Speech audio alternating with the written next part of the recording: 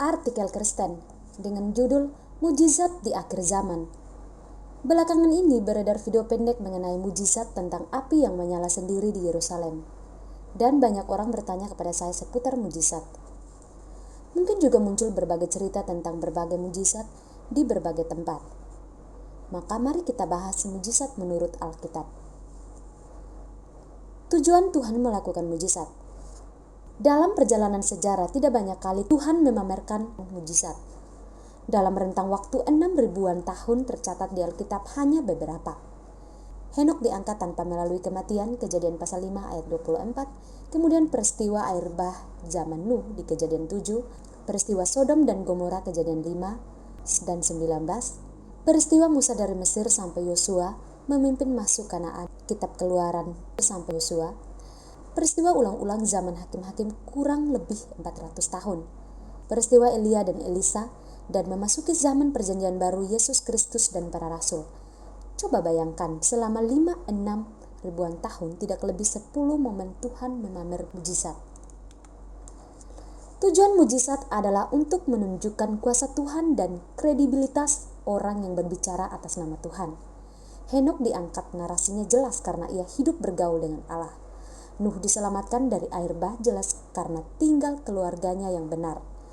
Musa melakukan banyak mujizat karena Tuhan mau tunjuk kekuasaan kepada Firaun sekaligus menegaskan kredibilitas Musa sebagai juru bicara Tuhan. Elia dan Elisa melakukan banyak mujizat. Di zaman bangsa Yahudi sangat buruk kondisi iman mereka di bawah Raja Ahab dan beberapa raja berikut sehingga perlu dihukum menjadi budak 70 tahun. Yesus Kristus melakukan mujizat untuk membuktikan Dia adalah Mesias Anak Allah yang hidup. Ketika Yesus ditanya murid Yohanes Pembaptis, "Engkaukah yang akan datang itu atau haruskah kami menantikan orang lain?" Yesus Kristus menjawab dengan mengutip nubuat Nabi Yesaya pasal 35 ayat 5-6. "Pergilah dan katakanlah kepada Yohanes, apa yang kamu dengar dan kamu lihat. Orang buta melihat, orang lumpuh berjalan, orang kusta menjadi tahir, orang tuli mendengar, orang mati dibangkitkan, dan kepada orang miskin diberitakan kabar baik. Dan berbahagialah orang yang tidak menjadi kecewa dan menolak aku." Jadi semua mujizat yang dilakukan Yesus Kristus adalah pembuktian bahwa Dia adalah juru selamat, Sang Mesias yang dinubuatkan sejak Adam jatuh ke dalam dosa. Lalu para rasul diberi kuasa melakukan mujizat. Untuk apa? Jelas sekali bahwa tujuan pemberian kuasa untuk melakukan mujizat kepada rasul ialah untuk membuktikan bahwa mereka adalah rasul atau utusan Yesus Kristus. Segala sesuatu yang membuktikan bahwa aku adalah seorang rasul telah dilakukan di tengah-tengah kamu dengan segala kesabaran oleh tanda-tanda, mujizat-mujizat, dan kuasa-kuasa. 2 Korintus pasal 12 ayat 12. Dengan mujizat, para rasul membuktikan bahwa mereka adalah rasul Yesus Kristus. Maka berdasarkan ayat tersebut dan nalar akal sehat kita simpulkan bahwa setiap orang yang sungguh-sungguh diangkat jadi rasul Kristus pasti dilengkapi kuasa melakukan mujizat. Dan Tuhan tidak memberikan kuasa melakukan mujizat kepada orang yang tidak diangkatnya menjadi rasul. Dari sini kita meyakini bahwa pengajaran rasul adalah firman Tuhan. Tetapi perlu diingat bahwa pengajaran lisan tidak bisa disimpan karena belum ada perekam suara. Maka Tuhan menginspirasikan para rasul menulis. Hasil tulisan mereka adalah poin-poin pengajaran yang penting untuk semua murid sampai hari pengangkatan atau rapture. Sedangkan yang lisan tentu tidak diingat apalagi diteruskan. Maka itu hanya untuk murid zaman kontemporer yang mendengar langsung, bukan untuk diteruskan kepada murid yang tidak mendengar langsung. Ingat, iblis akan menipu dan memakai orang-orang untuk berkata bahwa mereka memelihara ajaran lisan para rasul padahal belum ada perekam suara, dan mereka akan menjadikan tradisi atau paradosis yang sudah disusupi iblis untuk diargumentasikan sebagai tradisi dari pengajaran lisan para rasul. Iblis antikristus menyesatkan dengan mujizat. Setelah rasul-rasul pulang ke sorga dan Alkitab selesai ditulis untuk menjadi patokan pemberitaan Injil dan pengajaran kepada semua murid sampai hari pengangkatan atau rapture, maka Tuhan tidak melakukan mujizat lagi karena tidak ada lagi seorang atau kelompok orang yang perlu didukung dengan kuasa dan mujizat. Tuhan mau pemberitaan Injil didasarkan pada Injil yang sudah tertulis. Kita semua tidak pernah melihat Yesus Kristus, tidak mengikuti Yesus Kristus menelusuri perjalanan dari Galilea ke Yerusalem dan menyaksikan berbagai mujizat, dan kita bukan saksi mata kebangkitannya. Para rasul adalah orang-orang yang menjadi saksi mata dan mereka menuliskan kesaksian mereka.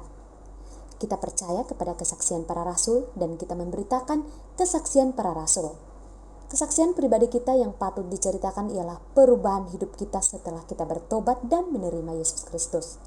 Tidak ada alasan atau keperluan di pihak Tuhan untuk memberikan kuasa melakukan mujizat kepada seorang pengkhotbah selain rasul. Di masa awal, Rasul Petrus ia ditopang sedemikian rupa sampai bayangannya saja bisa menyembuhkan orang sakit. Tetapi setelah gereja mulai mapan, kerasulan mereka sudah diterima jemaat. Petrus disalibkan terbalik, Tuhan tidak menolong dia dengan mujizat, misalnya apakah mereka tidak bisa menembus dagingnya.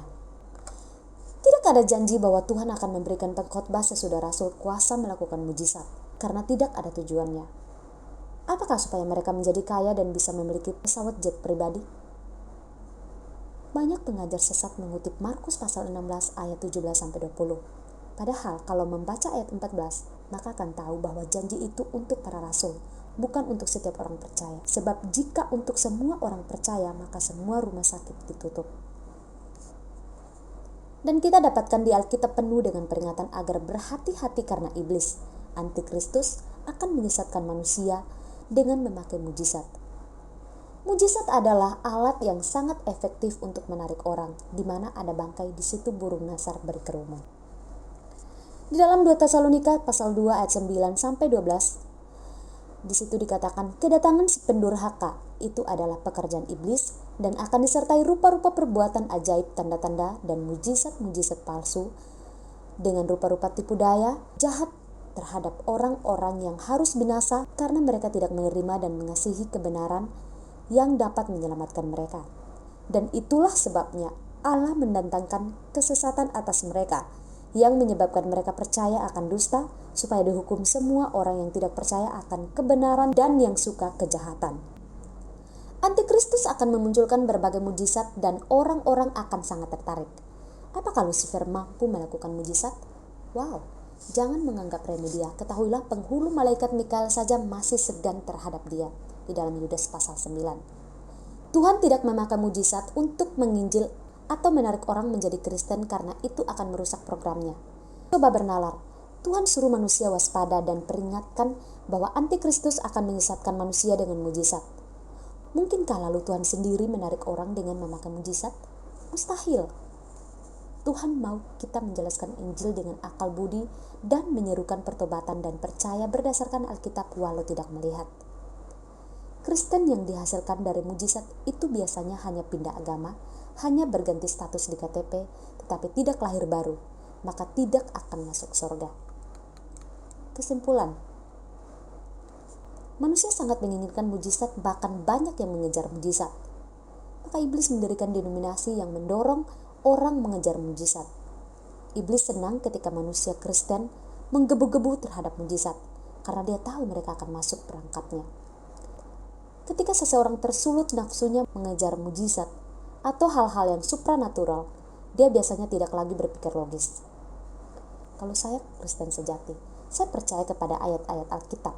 Mengapakah saya memerlukan berbagai mujizat untuk meyakinkan saya lagi bahwa Tuhan Maha Kuasa? Tidak perlu. Saya sudah membaca Alkitab saya tentang surga dan neraka, tidak membutuhkan orang ngawur yang berdusta kepada saya bahwa dia dibawa ke surga atau neraka. Tidak ada nubuat bahwa Tuhan akan memakai mujizat untuk meyakinkan orang tentang Injil dan kebenaran yang telah tertulis di Alkitab.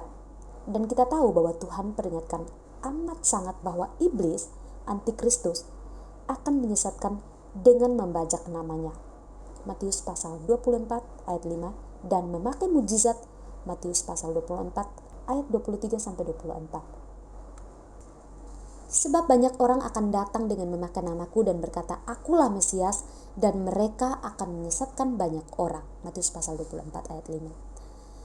Matius pasal 24 ayat 24-25. Sebab Mesias-Mesias palsu dan nabi-nabi palsu akan muncul dan mereka akan mengadakan tanda-tanda yang dahsyat dan mujizat-mujizat sehingga sekiranya mungkin mereka menyesatkan orang-orang pilihan juga. Ayat 25.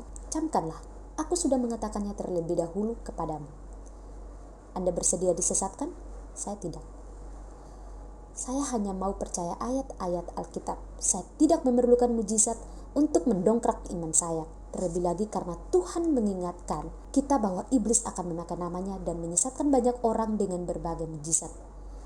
Kiranya Tuhan memberikan hikmat kepada semua pendengar. Jakarta, 3 April 2025, Dr. Santoliao. Jika Anda ingin membaca artikel kekristenan lainnya, silakan kunjungi website kami www.grafeministry.org, drsantolioblog.grafeministry.org, YouTube Gebia Grafe dan Gebia Indonesia. Demikian pembacaan artikel kita pada hari ini. Saya Yani Bobo, pamit undur diri. Maranatha.